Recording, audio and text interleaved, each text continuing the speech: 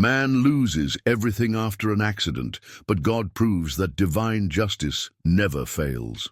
David had it all: a solid love, shared dreams, and the promise of a bright future. But in one tragic moment, his life turned upside down. A devastating accident not only left him physically broken, but also uncovered painful truths about the people he trusted most. When his faith was all he had left, something unexpected began to unfold. What would you do if you lost everything in the blink of an eye? And what if the most painful betrayal was the path to a divine redemption you never saw coming? This is another breathtaking story from Living Narratives, where emotions are real and reflections run deep. Let us know in the comments, where are you watching this video from? David paced the small living room, his hands rough from years of work, holding a small velvet box. The faint hum of Clara's favorite song played from the old radio on the shelf. Tonight was the night. After years of shared dreams and sacrifices, he was finally ready to take the next step, to show Clara how deeply he cherished her unwavering support and love. He had spent the last decade building a life they could both be proud of. Long hours at the construction site had paid off. Their modest home stood as a testament to their hard work and resilience. Every nail, every brick represented not just his labor, but their shared vision. Clara's gentle encouragement had always been his guiding light. She would greet him every evening with a warm smile, her arms open and inviting, a sanctuary after grueling days. "David," Clara's voice called from the kitchen. It was as soft as ever, tinged with the slight weariness of a long day. "Dinner's almost ready." David slipped the velvet box into his pocket, his heart racing. "Clara," he began, stepping into the warm glow of the kitchen, "I've been thinking about something. About us." She turned, her eyes searching his face. There was a faint crease on her brow, but her lips curved into a gentle smile. "Oh? And what have you been thinking?" He hesitated, the weight of the moment pressing on him. "About how far we've come, how much we've built together. None of this would have been possible without you, Clara. You've been my strength, my reason to keep going." Clara's smile softened, her eyes glistening. "David, we've done this together. You've worked so hard, but I've always known it's because of what we wanted to build for us, for our future." Taking a deep breath, David reached into his pocket and pulled out the box, opening it, to reveal a delicate ring with a small but brilliant diamond. "Clara, I want you to know how much you mean to me. I've saved for this moment, thinking of nothing else but making you happy. Will you marry me?" For a moment, time seemed to pause. Clara's hand flew to her mouth as tears spilled over. She nodded, her voice caught in her throat. "Yes, David! Of course, yes!" Relief and joy surged through him as he slipped the ring onto her finger. It was a perfect fit, just as he had imagined. They embraced, their love feeling as steadfast and certain as the walls they had built together. In that moment, it felt as though nothing could break them. The months that followed were filled with plans and dreams. David worked even harder, taking on extra shifts to save for the wedding and a honeymoon. Something simple, but special. Clara, meanwhile, busied herself with details for their ceremony, her laughter filling their home as she spoke of flowers and music. But life, as it often does, had its own plans. A shadow began to loom over their bright future, subtle at first, but growing with time. David's hours at the site became longer, the toll of the labor visible in the exhaustion that lined his face. Clara's once gentle encouragement began to carry a note of frustration. "David, you're always tired," she said one evening, her tone laced with concern. "You're doing too much. What if you get hurt?" He brushed off her worries with a tired smile.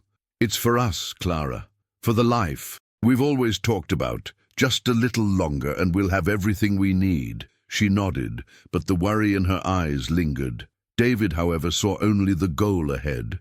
He couldn't allow himself to slow down, not when they were so close to the future they'd dreamed of. As their wedding day approached, David felt a sense of pride and anticipation that he hadn't known before. He envisioned Clara walking down the aisle, her smile radiant, her eyes filled with the same love that had carried them through the years. But there was also a flicker of unease, a whisper of doubt. He couldn't. Quite silence. Were they truly prepared for the weight of their dreams? One evening, as he rested on the couch, Clara joined him, her hand resting on his. "David, I've been thinking," she began, her voice hesitant. He turned to her, sensing the seriousness in her tone. "What is it?" She hesitated, her gaze dropping to their intertwined hands. What if we're rushing things? Maybe we should wait just until things settle a little more." David's chest tightened, a pang of worry shooting through him. "Wait, Clara, we've worked so hard for this. Why would we stop now?" "I'm just worried," she admitted. "About you, about us. I don't want to lose what we've built because we pushed too hard." Her words stayed with him, even as he reassured her that everything would be fine.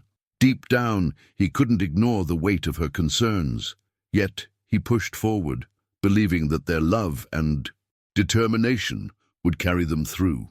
As he drifted off to sleep that night, a quiet thought lingered in his mind. Could the very dreams they had built together become the cracks in their foundation? The next morning dawned like any other, with the sound of birds chirping faintly outside their modest home. David sat at the small kitchen table, sipping coffee as Clara bustled about, her energy a sharp contrast to his weary demeanor. He watched her from across the room, a smile tugging at his lips. Despite the fatigue that clung to him, she was humming softly, her hair tied back in a loose braid. The sight of her made him feel grounded, as though all the sacrifices were worth it. "You're staring," Clara teased, glancing over her shoulder. Her tone was light, but there was a flicker of concern in her eyes. "Are you feeling okay? You look tired." David waved her off with a chuckle, masking the growing ache in his back and the heaviness in his limbs. "Just another long week. Nothing a few more cups of coffee can't fix." Clara frowned, setting down the dish she was holding. "David, you can't keep pushing yourself like this. You're not a machine," he sighed, running a hand through his hair. "I know, Clara, but we're so close. Just a little more, and we'll have everything we've worked for." Her expression softened, but the worry didn't leave her face. "Promise me you'll be careful." "And today," David leaned over to kiss her forehead. "Always," he said with a wink, though the words felt heavier than they should have. The drive to work was uneventful, the usual hum of the engine and the static of the radio filling the silence. David's thoughts wandered to Clara and the future they were building together. He imagined their wedding day, her radiant smile, the sound of laughter as they celebrated with friends and family. It was a vision he clung to, a beacon guiding him through the grueling hours on the construction site. The morning at work was routine, with the crew setting up scaffolding and preparing materials for the day's tasks. David's hands moved with practiced efficiency, his body on autopilot, even as his mind remained elsewhere. He barely noticed the subtle shift in the wind, the faint creak of the structure above him, until it was too late. A loud crack shattered, the relative quiet, followed by a chorus of shouts. David barely had time to react as a section of the scaffolding gave way, sending a cascade of debris crashing down. Pain exploded through his body as he was thrown to the ground, the weight of the impact driving the air from his lungs. Around him, voices blurred into a cacophony of panic and urgency. "David!" someone shouted, their tone laced with fear. Hands reached out to steady him, but the world spun wildly, and darkness threatened to overtake him. When he came to, the sterile smell of antiseptic filled his nostrils. The ceiling above him was unfamiliar, its stark white tiles a jarring contrast to the chaos he last remembered. David tried to move, but a sharp pain shot through his side, pulling a groan from his lips. "David!" Clara's voice broke through the fog of his thoughts. He turned his head slowly, finding her sitting by his bedside, her eyes red-rimmed and filled with worry. "Clara," he rasped, his throat dry and voice weak. "What happened?" She reached for his hand, squeezing it tightly. "There was an accident at the site. You were hurt pretty badly." Her voice wavered, and she looked away, blinking back tears. David tried to sit up, but the pain held him in place. "How bad?" he asked, though he wasn't sure he wanted the answer. "The doctors said—" She hesitated, her grip on his hand tightening. "They said you'll recover, but it's going to take time. You won't be able to work for a while." Her words hit him harder than the falling debris had. The weight of them settled in his chest, squeezing the air from his lungs. His mind raced with the implications. The bills, the wedding, the future they had fought so hard to build. "We'll get through this," Clara said, her voice firm despite the tremor. Beneath it, "We always do." David wanted to believe her, to draw strength from her unwavering support. But as the days stretched into weeks, the reality of their situation began to sink in. The medical bills piled up, and his inability to contribute weighed heavily on him. Clara's initial optimism gave way to frustration, her patience wearing thin as the burden grew heavier. One evening, as David struggled to navigate the small house with his crutches, he caught a glimpse of Clara sitting at the kitchen table. Her head was in her hands, her shoulders trembling. He hesitated in the doorway, a pang of guilt stabbing through him. She looked up, her eyes meeting his, and for a moment neither of them spoke. "I'm sorry," David said finally, his voice barely above a whisper, "for putting you through this." Clara shook her head, her expression a mixture of sadness and exhaustion. "It's not your fault," she said, though the words lacked conviction. We didn't plan for this." Her words hung in the air, unspoken fears and doubts stretching the space between them.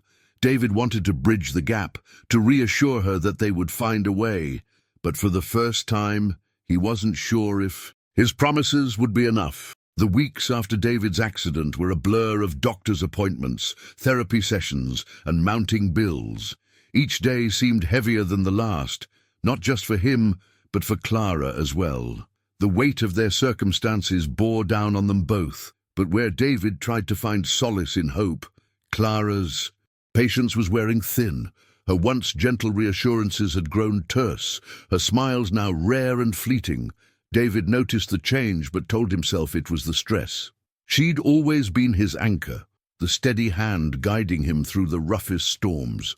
Surely this was just a temporary crack in their foundation. Yet late at night, as he lay awake on the worn-out couch, his new bed since the accident, he couldn't ignore the growing distance between them. One evening, Clara came home later than usual.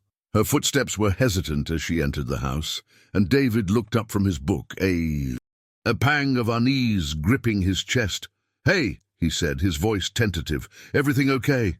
She nodded, but her eyes avoided his. "Yeah, just work ran late." She moved past him quickly, setting her bag on the kitchen counter. David wanted to ask more, to push for answers, but the tension in her shoulders stopped him. Instead, he offered a small smile. "Dinner's in the fridge. I made your favorite." Clara paused, her back still to him. "Thanks," she murmured before retreating to their bedroom. The door clicked shut behind her, and David's heart sank. Something was wrong, something he couldn't name but felt deeply. The days that followed were much the same. Clara grew more distant, her evenings spent out of the house, her conversations with David clipped and guarded. The love that had once filled their home now seemed replaced by an uneasy silence. David tried to bridge the gap, cooking her favorite meals, leaving little notes of encouragement, but nothing seemed to reach her. Then came the morning that changed everything. David woke to an empty house.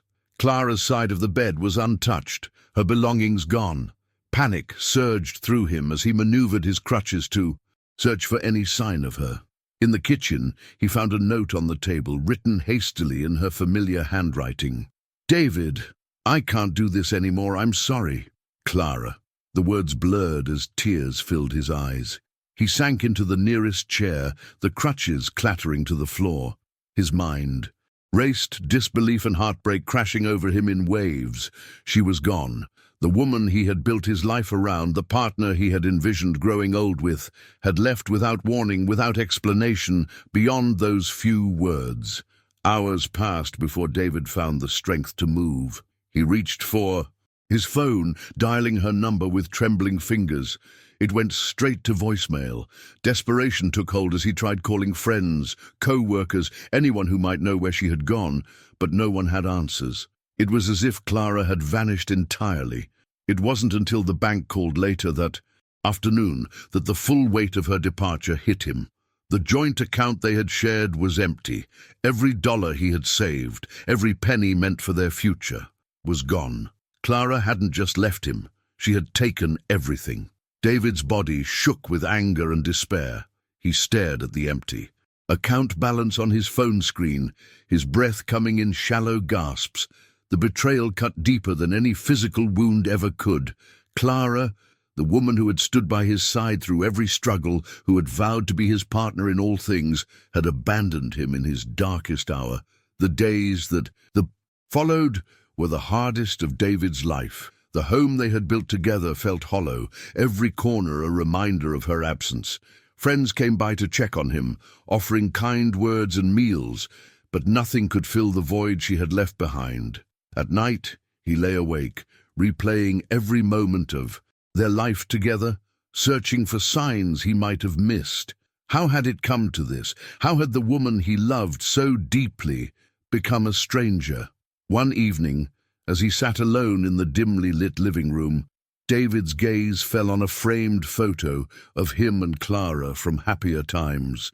They were smiling, arms wrapped around each other, the weight of the world seemingly far from their minds. His chest tightened as he reached for the frame, his fingers tracing her face. "Why?" he whispered into the silence. "Why wasn't I enough?" The photo offered no answers, only the painful echo of what once was. But as the tears streamed down his face, a small, resolute voice within him began to rise. This wasn't the end. He had lost everything, but he was still here, and somehow he would find a way to rebuild. David set the photo down, his jaw tightening. Clara had taken his trust, his savings, and the future. They had planned together, but she hadn't taken his will to survive. And for the first time since she had left, he allowed himself to believe that maybe, just maybe, there was a way forward, even if he couldn't yet see it. The days following Clara's departure were a blur for David, each one blending into the next, as he grappled with the enormity of his loss. The silence in the house was deafening, broken only by the occasional creak of the floorboards or the hum of the refrigerator. The spaces that once felt warm and alive now seemed cold and empty, echoing the absence of the woman who had walked away with his heart and dreams. David sat by the window most mornings, staring out at the street, but seeing little. His mind churned with unanswered questions and memories that felt like open wounds. How had everything, gone so wrong? Had he pushed too hard, asked for too much? The weight of guilt and betrayal threatened to consume him, pulling him deeper into a spiral of despair. But even in his darkest moments, there was a small, persistent voice within him that refused to be silenced. It whispered of resilience, of strength he didn't know he had. It reminded him of the promises he'd made to himself and the life he'd worked so hard to build. And slowly, that voice began to guide him toward a source of solace he hadn't turned to in years: faith. One Sunday morning, as the sun peeked through the curtains, David found himself standing outside the small church at the end of the street. It was a modest building, its white paint slightly weathered and its steeple reaching skyward. He'd passed it countless times, but never stepped inside. Now, though, something about its quiet presence called to him, offering a sense of refuge he couldn't ignore. Taking a deep breath, David pushed open the heavy wooden doors and stepped inside. The scent of polished wood and old hymnals filled the air, and the soft murmur of voices greeted him. He slid into a pew near the back, keeping his head low as he took in the scene. The congregation was small, a mix of familiar faces and strangers, their expressions warm and welcoming. As the service began, David felt a flicker of unease. He'd never been particularly religious, and the idea of seeking comfort in something he couldn't see or touch felt foreign.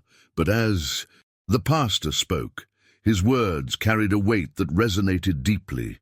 Life will test us, the pastor said, his voice steady and kind. It will strip us of what we hold dear, challenge our faith, and leave us questioning our purpose. But even in our darkest hours, we are never truly alone. There is a plan, even if we can't yet see it. Trust in the journey and know that every trial has a purpose. Tears pricked David's eyes as the words washed over him. For the first time since the accident, he felt a glimmer of hope, a sense that perhaps his pain wasn't meaningless. He left the church that day with a heavy heart but a lighter spirit, determined to take things one step at a time. The days that followed were far from easy, but David began to find strength in small moments. He returned to the church each Sunday, slowly becoming part of the community. Neighbors who had once been mere acquaintances offered their support, bringing meals and helping with chores. Their kindness reminded him that he wasn't alone, even if it sometimes felt that way. One afternoon, as David sat on his porch, an elderly woman from the church approached him. Her name was Margaret, and her warm smile and gentle demeanor put him at ease. "I've noticed you at church these past few weeks," she said, sitting beside him. "You've been through a lot, haven't you?" David hesitated, unsure how much to share, but something about Margaret's presence made him feel safe. "I have," he admitted, "more than I ever, thought I could handle." Margaret nodded, her gaze thoughtful. "Pain has a way of shaping us, even when we don't want it to. But it also has a way of revealing what we're truly capable of. You're stronger than you know, David." Her words stayed with him long after she'd gone, echoing in his mind as he faced each new challenge. Slowly but surely, he began to rebuild his life. He took on small tasks around the house, pushing through the physical pain that still lingered. He found solace in the church community, their prayers and support lifting him on the days he felt weakest. Through it all, David clung to one truth. He couldn't change the past, but he could shape his future. He began to forgive Clara in his heart, not for her sake, but for his own. Holding on to anger only weighed him down, and he knew he couldn't move forward if he remained shackled to the pain of her betrayal. One evening, as he stood in his small kitchen preparing a simple meal, David glanced at the empty chair where Clara used to sit. The ache was still there, but it was softer now, less sharp. He whispered a quiet prayer, his voice steady and full of resolve. "Thank you for giving me the strength to keep going. I don't know what lies ahead, but I trust that you'll guide me through it." In that moment, David realized that while his journey was far from over, he was no longer walking it alone. He had found faith, not just in God, but in himself. And with that faith, he knew he could face whatever came. Next, as the weeks turned into months, David began to find a fragile rhythm to his new life. The wounds of Clara's departure still ached, but the kindness of the church community and his growing faith gave him the resolve to keep moving forward. He started each day with a quiet prayer, finding strength in the words he spoke to himself, one step at a time. One crisp morning, while sitting on his porch sipping a cup of coffee, David's phone buzzed with a number he hadn't seen in years. Hesitating for a moment, he answered. "David, is that you?" The voice on the other end was familiar, filled with a warmth he hadn't heard in a long time. "Frank?" David asked, a mix of surprise and curiosity. Frank had been David's childhood friend, someone who had shared his dreams and challenges in their early years. They had lost touch as life pulled them in different directions, but hearing his voice now felt like reconnecting with a piece of himself. "I heard about what happened," Frank said gently. "I'm sorry, man. Life's been throwing punches at you, hasn't it?" David chuckled softly, the sound laced with a hint of bitterness. "You could say that. What's new with you, Frank?" "Actually, that's why I called," Frank replied. "I'm starting a small business, nothing fancy, just a landscaping company, but I need someone I can trust to help me get it off the ground. I remembered how you always had a knack for hard work and a good eye for detail. I figured maybe we could help each other out." David's heart raced at the prospect. Since the accident, he hadn't imagined finding meaningful work again, let alone an opportunity like this. But doubt crept in almost immediately. "Frank, I don't know. I'm not exactly in the best shape these days. I can't lift heavy things or move like I used to." "Hey," Frank interrupted, his voice firm. "I'm not looking for a bodybuilder. I need someone with heart, someone I can rely on. We can figure out the rest together. Just say you'll think about it." David hesitated, but a flicker of hope stirred within him. "I'll think about it," he said finally. After ending the call, David sat in silence, the weight of the decision pressing on him. Taking this step felt daunting, but the idea of working again, of contributing and rebuilding, was enticing. That evening, he knelt by his bed and prayed, asking for guidance. The next morning, he called Frank. "Back. I'm in," he said simply, his voice steady. Frank's excitement was palpable. "Great. We'll start small. I'll handle the heavy lifting and you can help with the planning and customer relations. Trust me, David, this will work." Their first few weeks were challenging but rewarding, David found.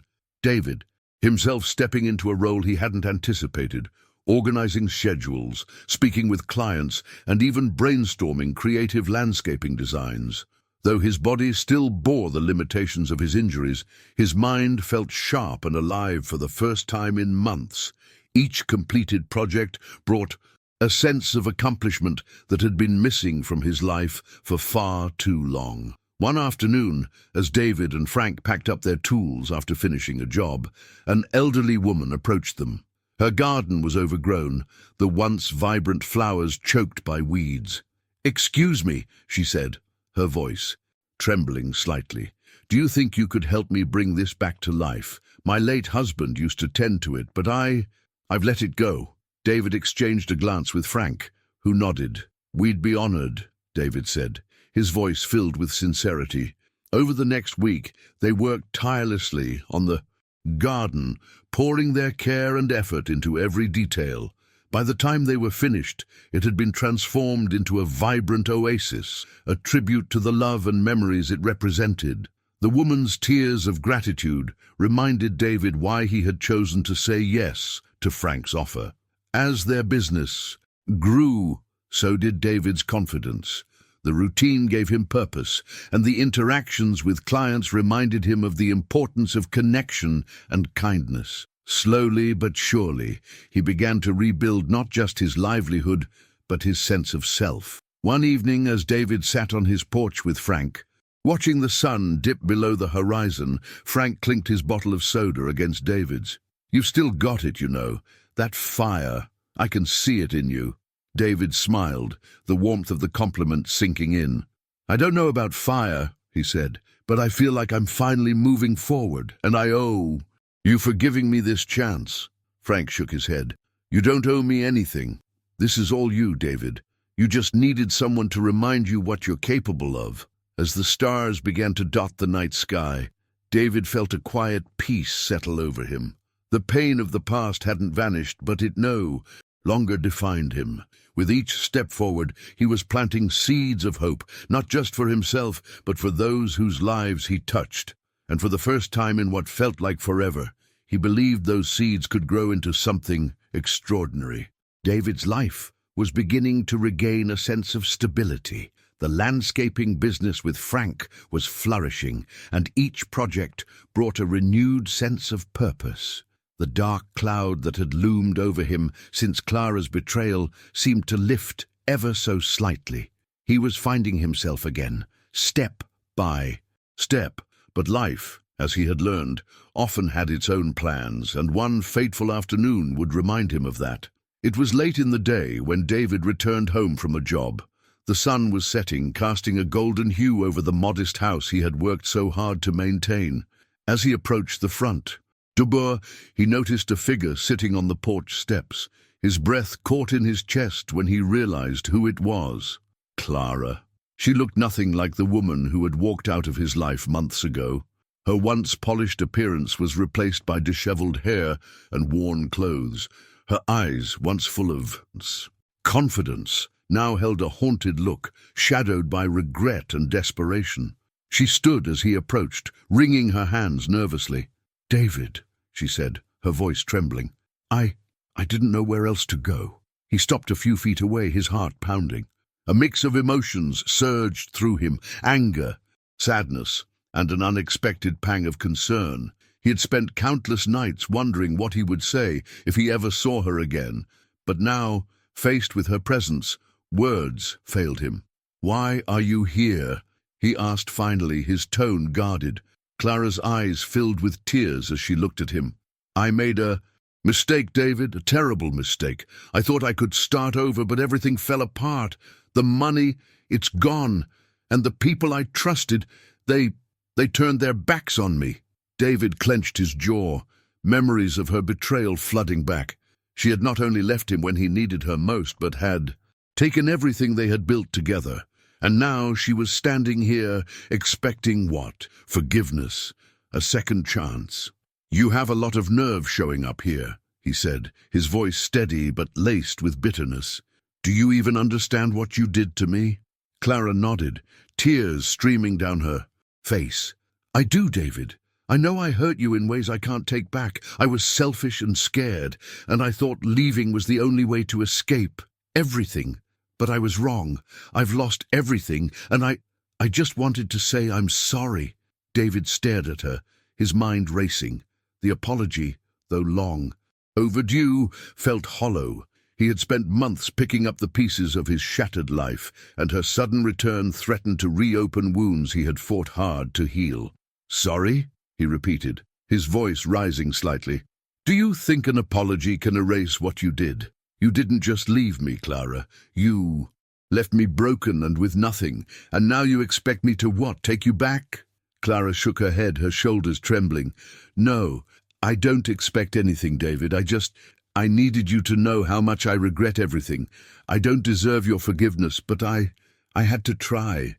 The silence that followed was heavy, filled with the weight of their shared history and the pain that lingered between them. David's hands curled into fists at his sides as he struggled to compose himself. He had every right to turn her away, to protect the life he was rebuilding. But deep down, he also knew the power of forgiveness, not for her sake, but for his own. Taking a deep breath, David spoke. "Clara, I'm not the same person you left. I've worked hard to move forward, to find peace, and I won't let you take that away from me. But," he paused, meeting her gaze, "I forgive you, not because you deserve it, but because I need to let go of the anger and pain. That's all I can give you." Clara's knees buckled, and she sank to the steps, sobbing. "Thank you," she whispered through her tears. "Thank you for giving me more kindness than I deserve." David stood there for a moment longer before stepping past her to his front door. He hesitated with his hand on the doorknob, then turned back. "Clara, I hope you find peace, but whatever you're looking for, it's not here anymore." With that, he stepped inside and closed the door, leaning against it as a wave of emotion washed over him. He had done what he never thought possible. He had forgiven her, and though the encounter had left him shaken, he felt an unexpected lightness in his chest. For the first time in months, he truly believed that he could leave the past behind and continue building the future he deserved. David's landscaping business with Frank had begun to thrive in ways he never imagined.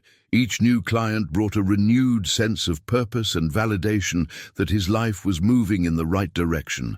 Yet, it wasn't just the financial stability that mattered.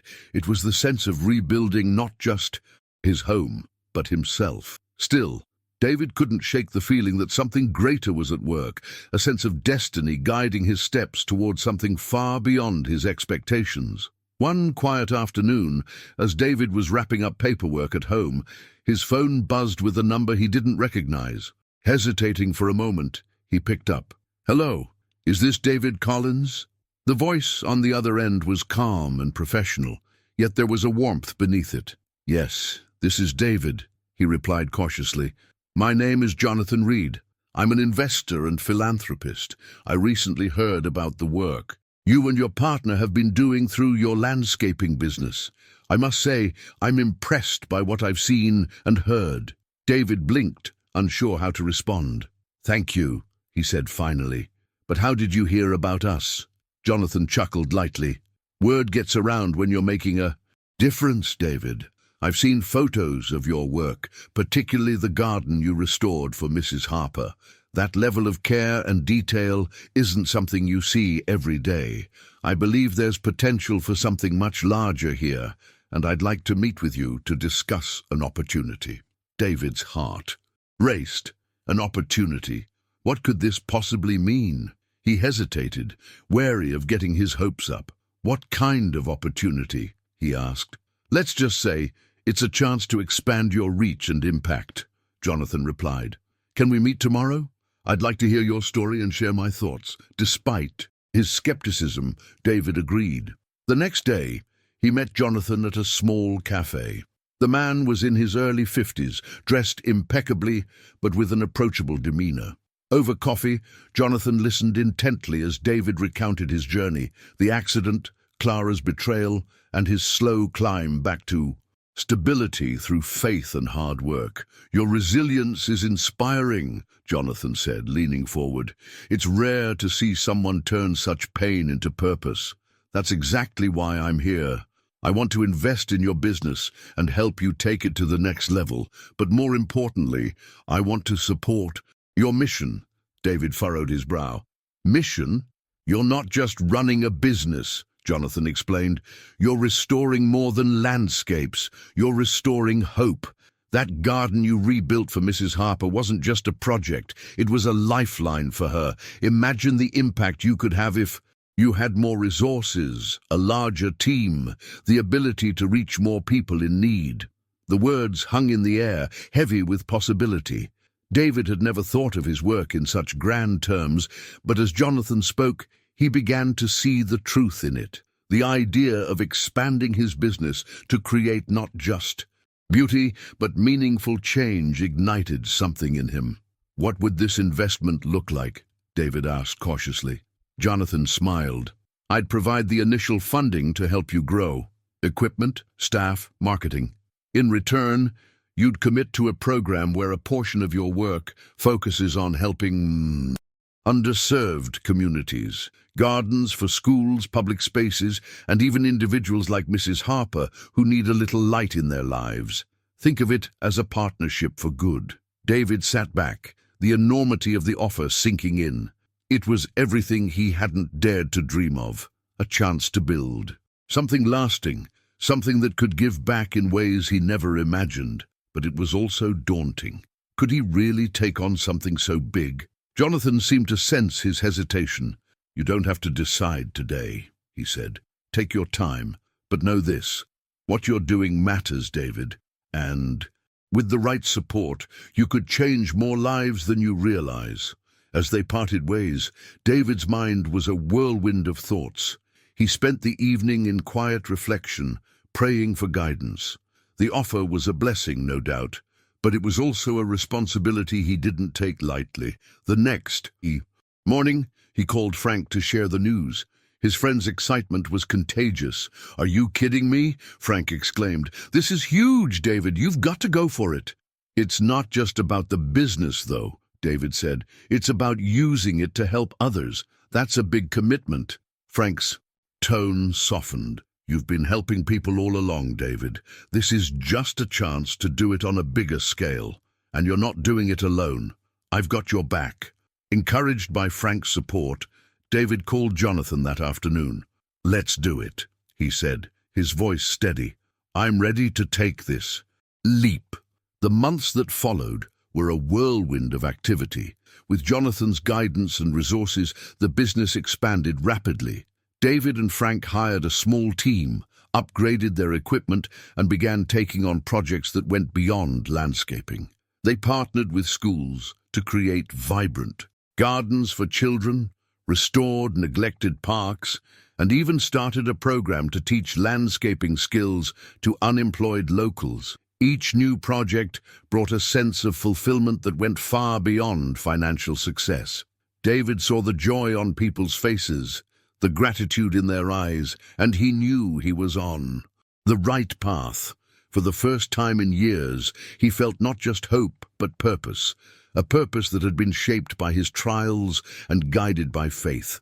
And as he stood in the middle of a newly completed community garden one sunny afternoon, watching children laugh and play among the flowers, David whispered a quiet prayer of thanks. What had once seemed like the end of his story had become a new beginning, a divine opportunity to create something beautiful from the ashes of his pain. The months following David's partnership with Jonathan were nothing short of transformative. His once modest landscaping business had blossomed into a beacon of hope for the community, a tangible representation of resilience and compassion. Every project completed under their new initiative brought with it a renewed sense of purpose, not just for David, but for everyone involved. And through it all, David felt the undeniable presence of something greater guiding his steps. One crisp autumn morning, David stood in the middle of a newly completed community garden. The air was filled with the scent of fresh soil and blooming flowers, a stark contrast to the barren lot it had been just weeks before. Children ran between the flower beds, their laughter ringing out like a melody.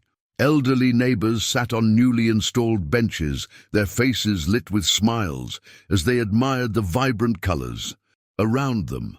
"It's beautiful, isn't it?" a voice said from behind him. David turned to see Margaret, the elderly woman who had first encouraged him to seek solace in faith, her eyes shining with gratitude. David nodded, his chest swelling with pride.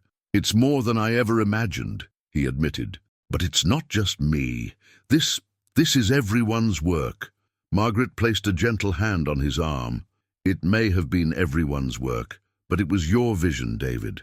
You turned your pain into something beautiful. That's a gift." Her words lingered with him as he moved through the crowd, greeting volunteers and neighbors who had come together to celebrate the garden's opening. Each interaction was a reminder of how far he'd come, of the journey that had brought him here. And yet there was a quiet longing in his heart, a question that had gone unanswered. That evening, as the festivities wound down and the garden grew quiet, David sat on one of the benches, watching the sun dip below the horizon. The vibrant hues of orange and pink painted the sky, reflecting the beauty of the transformation he had witnessed. But his mind wandered to Clara. He hadn't seen or heard from her since their last conversation, and though he had forgiven her, the ache of her betrayal still lingered in the corners of his heart. "David," a familiar voice interrupted his thoughts. He turned to see Frank approaching, 2 cups of coffee in hand. "Figured you could use this," Frank said, handing him a cup before sitting beside him. David smiled gratefully. "Thanks. It's been quite a day." Frank nodded, taking a sip of his coffee. "You've done something incredible here. You know that, right? This isn't just a garden, it's hope, it's healing. People see that." David stared into his cup, the steam curling into the cool evening air. "Sometimes I wonder if I deserve it," he admitted quietly. "If all of this is too much." Frank placed a hand on his shoulder.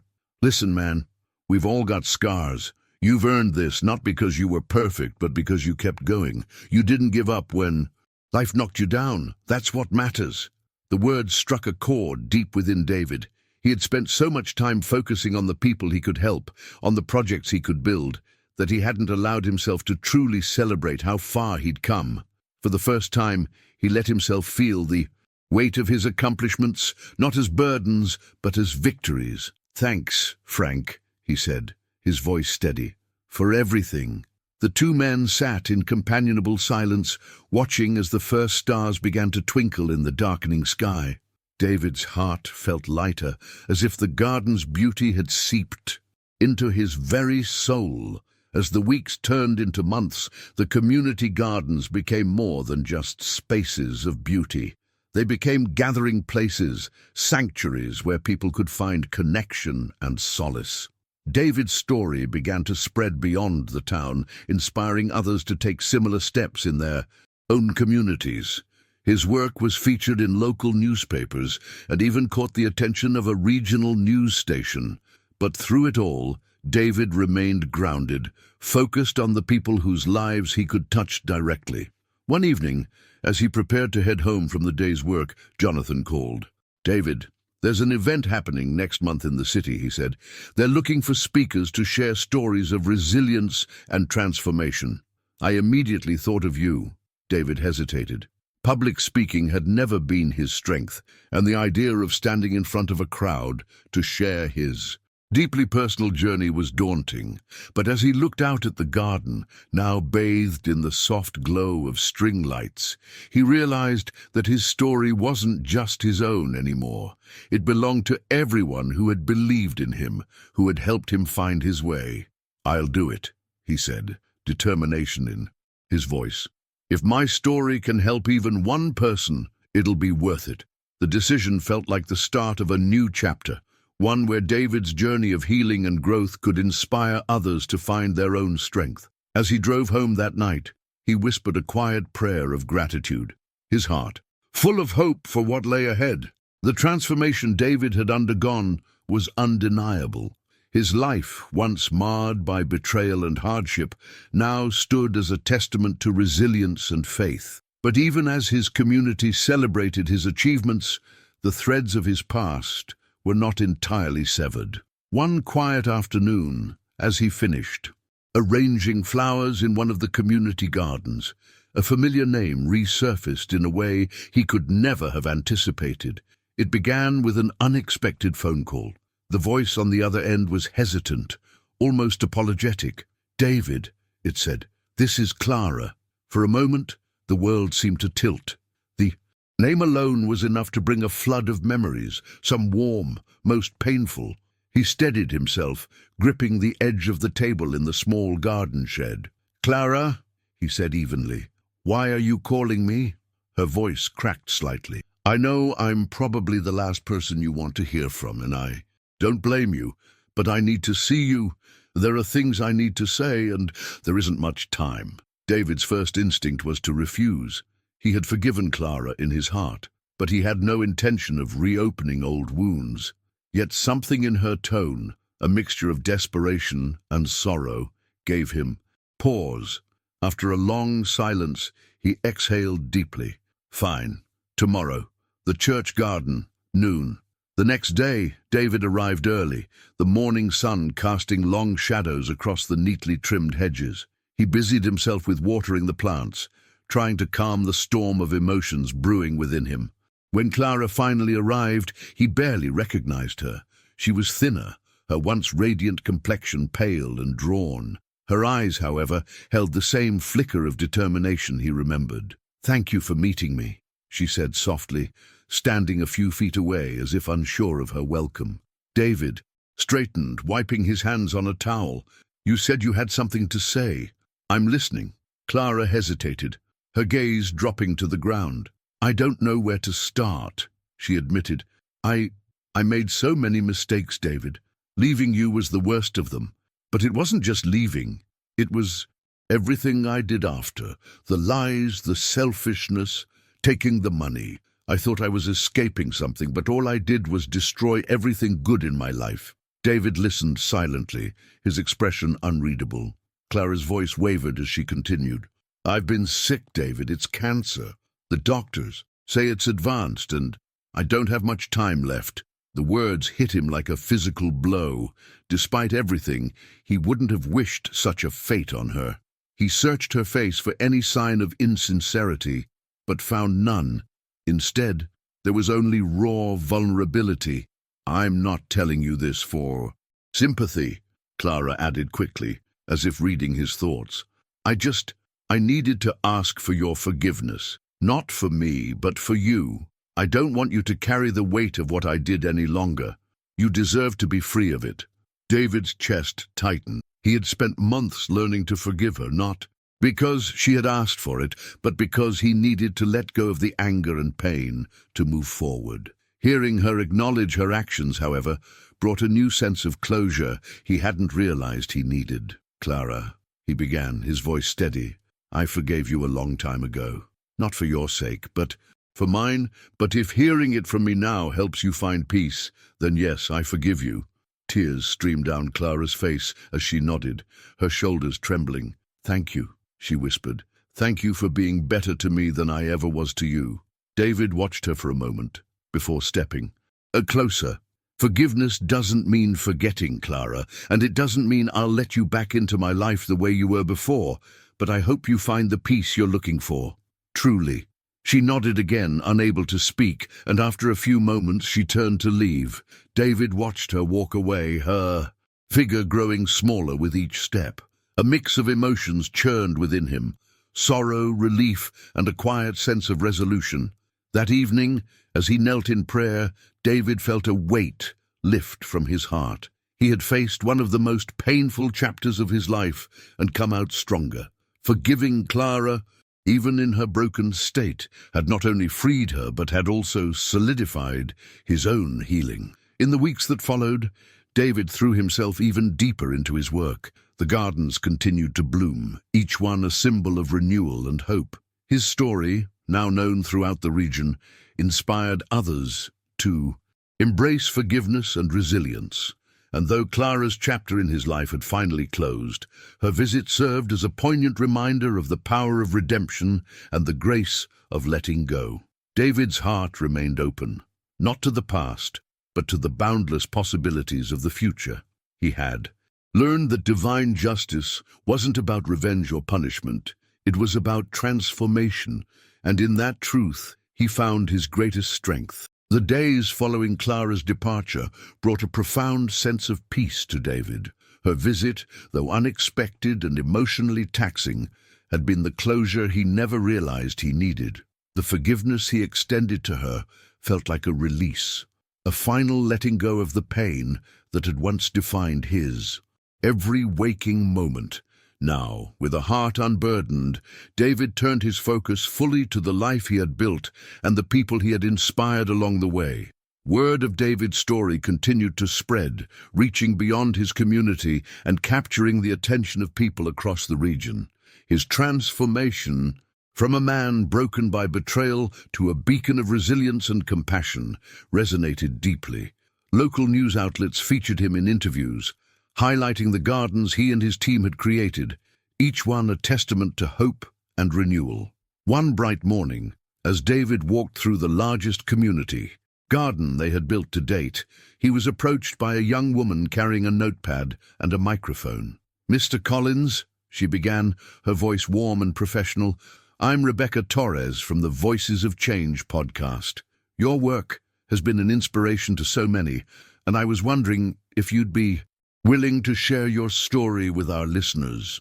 David hesitated for a moment, still unaccustomed to the spotlight. But as he looked around at the vibrant flowers and the people gathered in the garden, families, volunteers, and children playing in the sunshine, he felt a surge of gratitude. His journey had not been easy, but it had brought him here to this moment, where his story could perhaps guide others. "I'd be honored," he said finally, offering Rebecca a smile. The podcast interview was scheduled for the following week. In the days leading up to it, David spent time reflecting on his journey. He thought about the accident that had changed everything, Clara's betrayal, the nights filled with despair, and the faith that had carried him through. But most of all, he thought about the people who had supported him: Frank, Margaret, Jonathan, and the countless others who had played a part in his healing and growth. The day of the interview arrived, and David found himself sitting in a cozy recording studio. Rebecca sat across from him, her demeanor calm and encouraging. As the recording began, she asked him to start at the beginning. "Well," David began, his voice steady, "it all started with a moment that I thought would break me forever. But sometimes it's in the breaking that we find the pieces we need to build something new." For the next hour, David spoke candidly about his struggles and triumphs. He shared the pain of losing Clara and the journey of rediscovering himself through faith and hard work. He spoke of the gardens, not just as physical spaces, but as symbols of rebirth and community. "Every flower we plant, every space we transform," he said, "is a reminder that beauty can grow from even the most broken places. And if my story can help someone believe in that possibility, then it's all been worth it." The podcast episode, titled "From Brokenness to Bloom," was an instant hit, drawing listeners from all walks of life. Messages poured in from people who had been touched by David's words, sharing their own stories of struggle and hope. The gardens became a pilgrimage site of sorts, a place where people came to reflect, heal, and find inspiration. One afternoon, as David stood in the shade of a blossoming tree in one of the gardens, he was approached by a group of children from a local school. They had come to learn about the importance of community and the environment. David knelt down to their level, answering their questions and sharing his passion for creating beauty in the world. "Can we help plant flowers?" one of the children asked, her eyes wide with excitement. David smiled, his heart full. "Of course, let's do it together." As the children eagerly dug into the soil, planting bright marigolds and daisies, David felt a deep sense of fulfillment. This was the legacy he wanted to leave. Not just gardens, but the seeds of kindness, resilience, and hope planted in the hearts of others. Years later, as David sat on the porch of his modest home, now surrounded by greenery and flowers he had nurtured, he reflected on the journey that had brought him here, the pain, the betrayal, the forgiveness, and the triumph. Each moment had been a thread in the tapestry of his life, and though the path had been difficult, it had led him to a place of peace and purpose. David's story became more than just a tale of personal redemption. It became a testament to the power of faith, community, and the belief that even in our darkest moments, there is the potential for light. As the sun dipped below the horizon, casting the garden in a warm, golden glow, David whispered a quiet prayer of gratitude. "Thank you for every step, every lesson, and every blessing. My story isn't over, but I'm ready for whatever comes next." If this video touched you, be sure to like, subscribe to our channel, and hit the notification bell so you never miss another inspiring story. Your support means we can continue creating heartfelt, inspiring stories that touch lives, lift spirits, and make a meaningful difference. And the journey doesn't end there. Explore more heartfelt stories on living narratives and immerse yourself in tales that celebrate resilience, hope, and the beauty of the human spirit. Thank you for being an essential part of our storytelling family. We can't wait to see you in the next chapter.